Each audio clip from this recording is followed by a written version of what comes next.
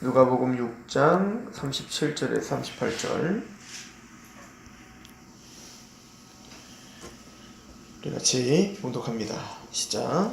비판하지 말라. 그리하면 너희가 비판을 받지 않을 것이요. 정죄하지 말라. 그리하면 너희가 정죄를 받지 않을 것이요. 용서하라. 그리하면 너희가 용서를 받을 것이요. 주라. 그리하면 너희에게 줄 것이니 곧 후히되어 누르고 흔들어 넘치도록 하여 너희에게 안겨주리라. 너희가 헤아리는 그 헤아림으로 너희도 헤아림을 도로 받을 것이니라. 아멘. 우리는 어제 27절부터 36절까지 보면서 원수를 사랑하라 하신 말씀을 보았습니다. 하나님의 백성들이란 가난한 자들이고 또 애통하고 울고 또 세상에게 핍박당하고 고난을 당한 자다. 이것이 복이다 라고 우리는 상고했습니다. 그럼 반대로 화는 이 땅에서 부유하고 또 웃고 배부르고 사람들에게 칭찬을 받는 자들이 화다 라고 이야기를 했죠. 물론 여기서 말한 칭찬은 올바른 행실을 통해서 받는 그런 칭찬이 아니라 그냥 이 땅을 바라보고 사는 것을 말하는 거죠. 이 땅에서의 어떤 평판, 또 이 땅에서의 권세, 또 사람들의 알아줌, 이런 것들만을 갈망하며 사는 것이 아니라 하나님을 갈망하고 하나님을 의식하며 사는 삶. 그래서 예수님의 십자가를 함께 지는 삶, 이게 복이다 라고 예수님은 우리에게 가르쳐주고 있는 거죠. 27절부터 36절까지는 그럼 그렇게 하나님의 나라가 임한 복이 있는 사람들은 실제적인 삶의 원리가 뭐냐? 그게 바로 원수를 사랑하고 너희 미워하는 자를 선대하고 너희를 저주하는 자를 위해 축복하고 너희를 모욕하는 자들을 위하여 기도하는 거. 그러니까 이게 이어지죠. 그러니까 하나님의 나라가 임한 사람들은 가난하고 애통하고 울고 그리고 핍박당했잖아요. 그런데 그렇게 핍박하는 자들을 향하여 도로 축복하고 모욕하는 자들을 위해서 기도하는 거. 이게 우리가 해야 될 일이라는 거죠. 그럼 어느 정도로 우리가 그 원수들을 향해서 행해야 됩니까? 라고 할 때 29절에 입뺨을 치면 젖뺨도 돌려대고 내 옷을 빼앗으면 속옷도 주고 내 것을 주되 다시 달라지 말고 꿔주되 다시 받으려고 하지 말고 이렇게 이야기를 합니다. 그냥 지는 삶이죠. 꼭 이제 요셉이 그런 삶을 살았죠. 이삭이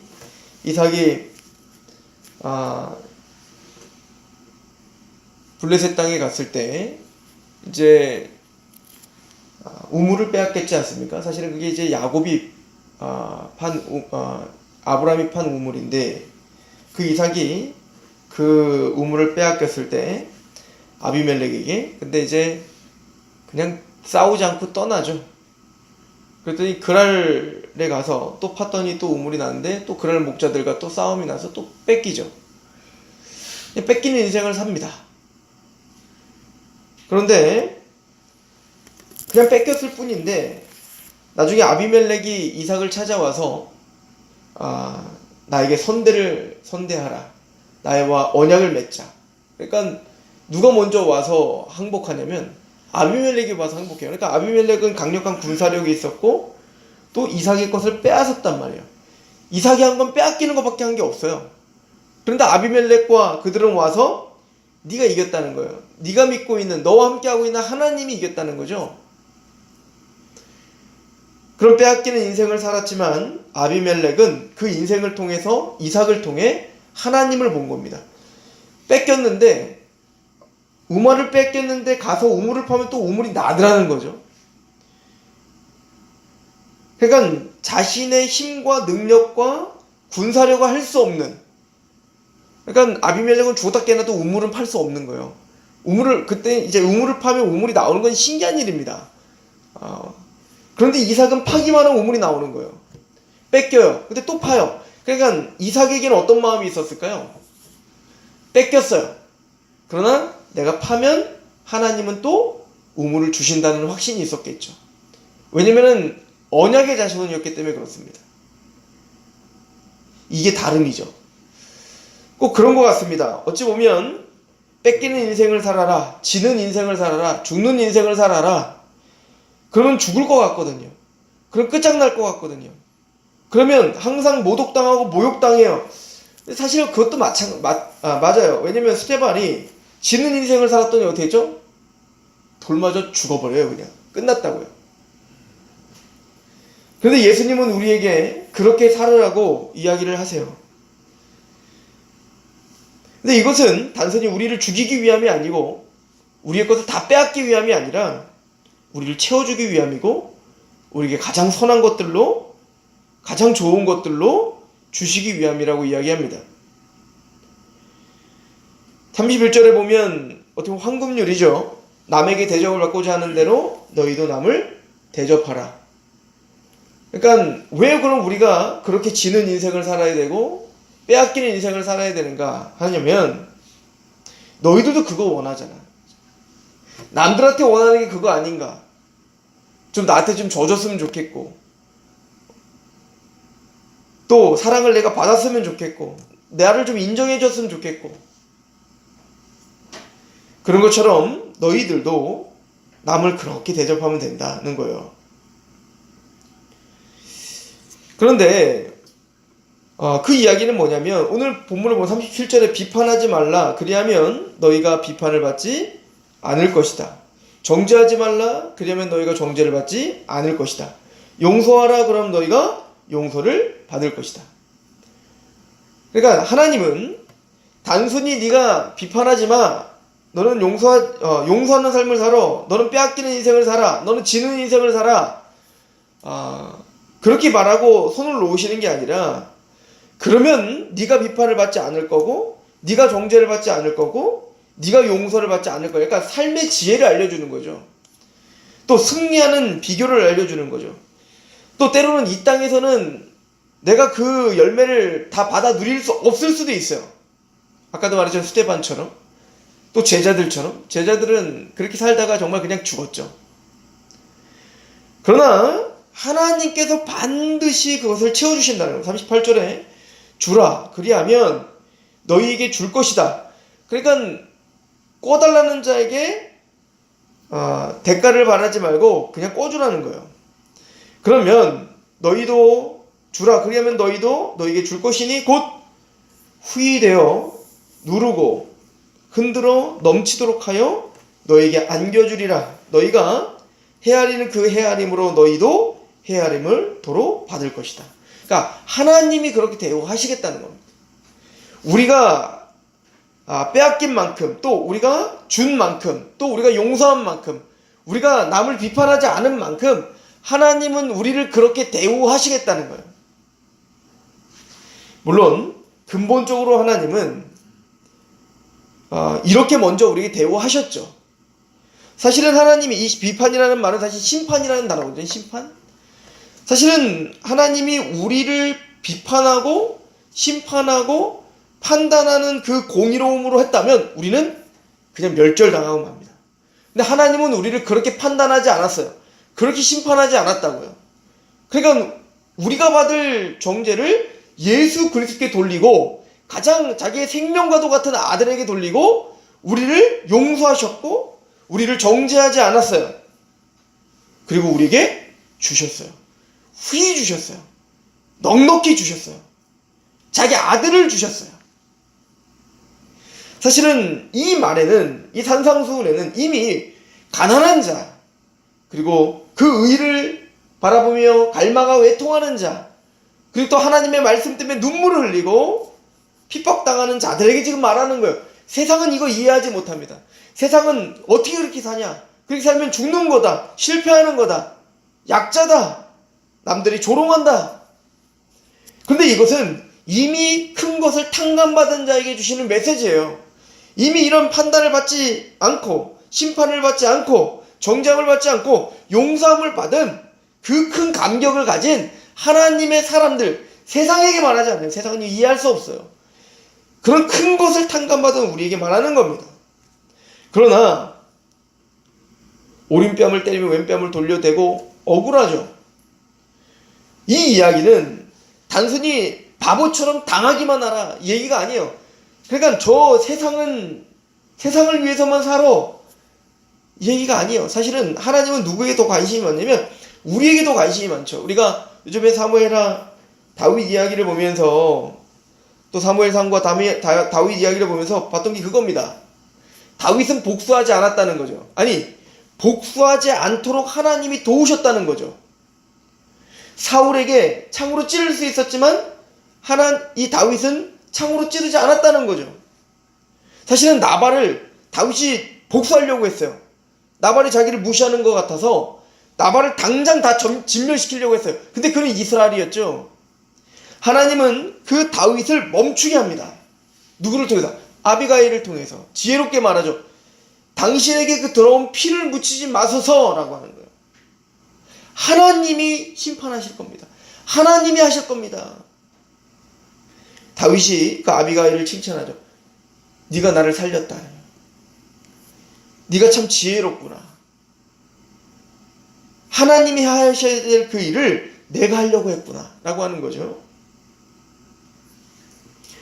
하나님은 판단과 비판은 하나님의 것이라고 이야기합니다. 어느 정도냐면 우리가 유다서나 베드로후서에 보면 미가엘이 사탄을 판단하지 않죠.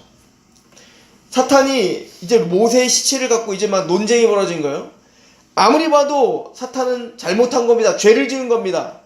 그 사탄이니까요. 미가엘은 누구예요? 천사 중에 천사장이잖아요. 얼마나 거룩하겠습니까? 그런데 미가엘은 그 사탄을 정죄하는 것을 하지 않았다는 겁니다. 아니, 정죄받기 합당한데 그냥 정죄하면 되는데 정죄하지 않았다는 거예요. 왜? 정죄하고 심판하고 판단하는 그 권세는 하나님께 있기 때문에 미가엘조차 그 사탄을 판단하지 않았다고요. 근데 하물며 우리가 누구를 판단하고 누구를 비판하겠냐는 말이죠. 그래서 용서라는 겁니다. 그래서 비판하지 말라는 겁니다. 하나님께 그 비판을, 그 심판을 하나님께 맡기라는 겁니다. 이 이야기를 로마서에서 했었던 거 아닙니까? 우리 로마서 잠깐 가볼까요? 로마서 12장에 우리가 어제도 상고해봤지만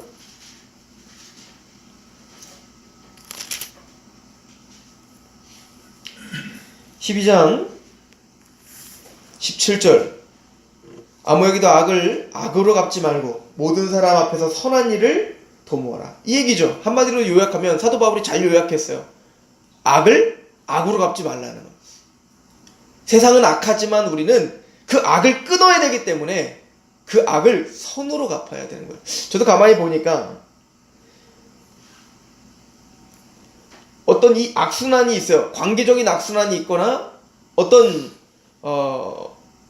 그죠? 지금 관계적인 거니까 관계적인 악순환이 있을 땐 객관적으로 볼 때 누군가는 그걸 끊어야 되거든요. 누군가가 나를 쳤다고 해서 내가 또 치면 그 사람은 더 세게 칠 거고 그럼 난 더 세게 칠 거고 이게 악순환이 될 거거든요. 그럼 누군가는 끊어야 돼요. 그럼 그걸 끊는 사람은 손해를 봐요. 희생을 감수해야 된다는 거예요. 그런데 그 악순환을 끊는 건 누구여야 되냐면은 성도여야 된다는 거예요. 그래서 악을 악으로 갚지 말고 모든 사람 앞에서요. 이 모든 사람이라는 것은 나에게 잘해주는 사람뿐만 아니라 나의 원수까지 포함해서 모든 사람이에요. 그 모든 사람 앞에서 선한 일을 도모해야 되고요. 할 수 있거든 너희로서는 모든 사람과 더불어 화목해야 됩니다. 왜? 이게 우리에게 주신 사명이에요. 이 고린도후서에서 말하잖아요. 그 예수로 말미암아 우리가 하나님과 화목하게 될 뿐만 아니라 우리에게 화목하게 하는 직분을 주셨다라고 말하죠. 그래서 우리를 제사장이라고 하는 거예요. 왕같은 제사장. 19절에 내 사랑하는 자들아. 누구에게 하는 얘기입니까? 사랑하는 자들이죠.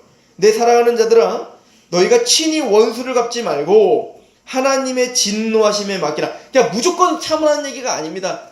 그냥 걔네들 그냥 복 받고 잘 먹고 잘 살게 냅두라는 얘기가 아닙니다. 그거는 하나님이 처리해 줄게. 그 복수는 내가 해줄게. 그 심판, 그 판단은 내가 할게. 그 얘기죠. 그런 하나님을 신뢰하고 하나님께 맡겨라. 기록되었을 때 원수 갚는 것이 내게 있으니 내가 갚으리라고 주께서 말씀하시는, 그건 하나님께 속한 일입니다. 그럼 너는 내 원수가 줄이거든 먹이고 목마르거든 마시게 하라. 그리함으로 내가 숯불을 그 머리에 쌓아 놓으리라. 이건 두 가지 의미가 있어요. 당시에 이제 그 속담과 같은 건데요. 숯불을 머리에 쌓으면은 얼굴이 빨개지지 않습니까? 그를 창피하게 만들겠다는 거예요. 그를 수치를 드러나게 할 거라는 거예요. 반드시 그렇게 될 것입니다. 이 땅에서 안 되면 영원한 세상에서 영원한 수치 가운데 반드시 드러나게 될 거예요. 공의로우신 하나님이요. 또 하나는 이 숯불을 머리에 쌓는다는 것은 심판을 말하는 겁니다. 하나님께서 심판하시겠다는 얘기인 거예요. 그러므로 21절에 악에게 지지 말고 손으로 악을 이기라는 거예요. 제가 몇 번 이야기했지만 이 이야기는 우리를 사랑해서 하는 얘기인 거예요. 어린아이가, 내 사랑하는 자녀가 바깥에서 뭔가 큰 고통을 당하고 왔을 때 그 아이보다 더 큰 고통 가운데 신음하는 게 부모 아니겠어요? 제가 지금 생각해보면 남자들 세계에서는 막 맞기도 하고 때리기도 하고 뭐 그렇게 살잖아요. 근데 저도 예전에 맞았던 적이 있단 말입니다. 형들한테.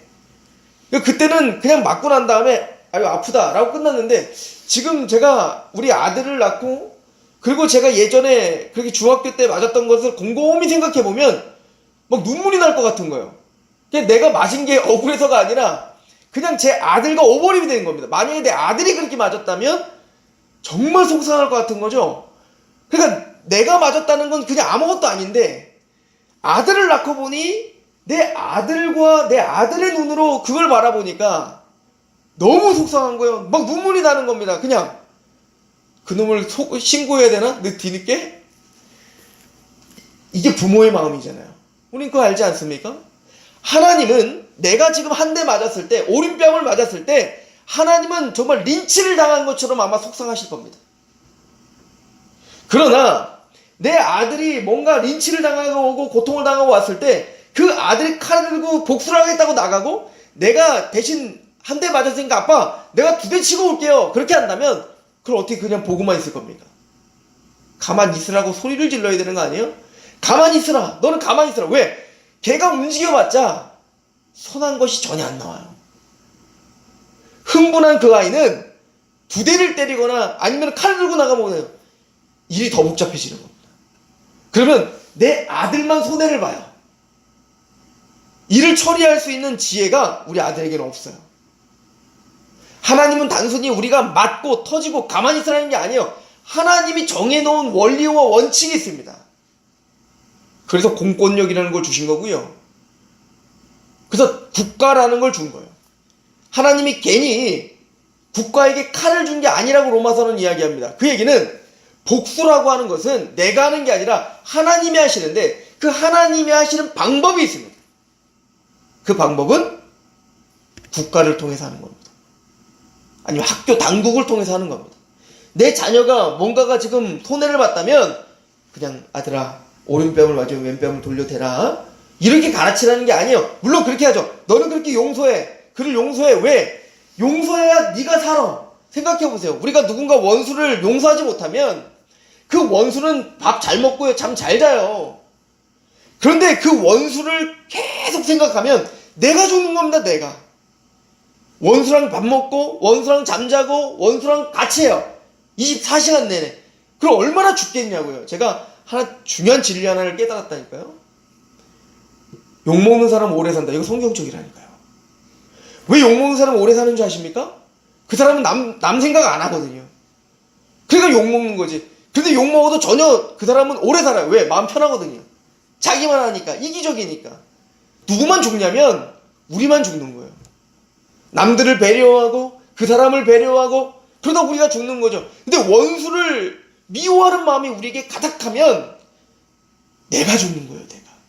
그러니까 하나님은 먼저 하나님의 백성들을 보호하고 싶은 겁니다. 원수를 끊어버리라는 겁니다. 원수를 잘라버리라는 겁니다.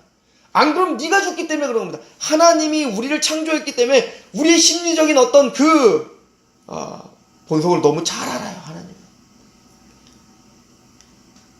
그리고 하나님은 하나님의 방법을 할게. 아들아, 너는 여기 집에 있어. 아빠가 할게. 그리고 선생님들한테 이야기하고 학교 당국에 얘기하고 그것도 안 되면 경찰에 신고를 하고 그것도 안 되면 교육청에 투서를 넣고 그것도 안 되면 청와대에 투서를 넣고 내가 할 수 있는 방법이 있다고요. 내 아들이 가면 할 수 없는, 그래서 내 아들을 보호하면서 지금은 고통스럽고 지금은 억울하지만 더 지혜로운 방법이 있다고요. 하나님은 그래서 하나님의 자녀들에게 가만히 있으라. 내가 할게. 너는 용서해라. 이렇게 이야기를 하고 계시는 거예요.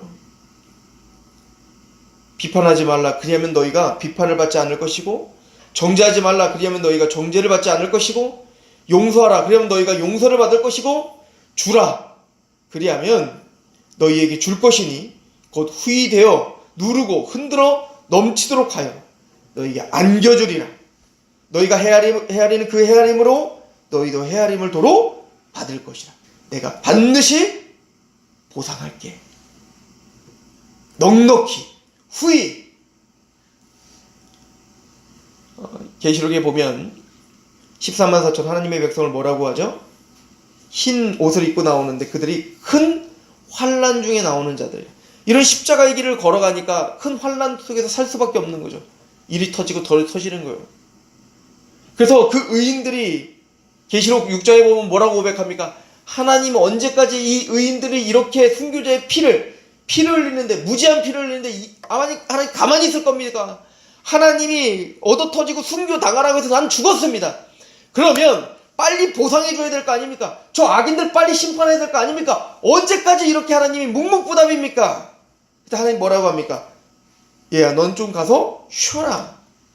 아직 때가 되지 않았다는 거예요. 아직 너의 형제들이 이 땅에서 흘릴 피가 남았다는 겁니다. 여전히 이렇게 살아라는 거예요. 우리 보고. 그런데 정말 하나님의 나라가 임하고 그때가 되었습니다. 계시록에 뭐라고 찬양합니까? 하나님의 심판은 의로우시다. 하나님은 지혜로우시다. 그때는 갈등이 없습니다. 하나님이 얼마나 지혜로우고 하나님의 심판은 얼마나 공의로운지 찬양하고 경배할만 남을 겁니다. 거기는 원망이 없습니다. 거기는 상처가 없습니다. 하나님은 우리의 눈물을 다 씻어주시고 후히 누르고 복되게 하실 겁니다. 그러므로 비판하지 말고 정죄하지 말고 용서하며 주님이 우리에게 보여줬던 그 용서로, 그 마음으로 그들을 바라봐라. 내가 처리할게. 내가 너를 도울게. 내가 너에게 후히 주되 흔들어 누르고, 흔든다는 건 우리 뭐 쌀 담으면 꽉 찬 것 같지만 한번 흔들면 다시 쭉 내려가서 또 남잖아요. 그래서 다시 또 채워주고 또 채워줄 때 꽉 채워줄 테니 너희는 나의 주권을 믿으라. 하나님은 오늘 우리에게 그렇게 이야기를 합니다. 오늘 그렇게 승리하는 저와 여러분 되기를 축원합니다. 기도하겠습니다. 하나님 아버지, 오늘 말씀을 통해서 하나님의 마음을 봅니다. 빼앗기는 인생, 죽는 인생, 항상 힘없고 나약해 보이는 인생을 살으라고 하는 것 같아. 마음이 불편하고 또 납득이 되지 않고 때로는 원망이 되고 화가 날 때도 있습니다. 그러나 하나님은 단호하고 또 힘있게 우리 보고 그리 살라. 내가 처리하고 내가 보상하고 내가 후히 주되 넉넉히 너희가 상상할 수 없는 그 영광스러움으로 반드시 보상하리라 라고 말씀하시는 하나님의 마음을 듣습니다.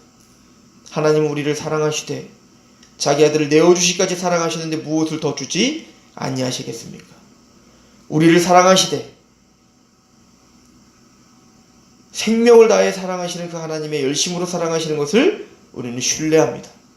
그래서 하나님의 말씀대로 오늘 살아보고자 합니다.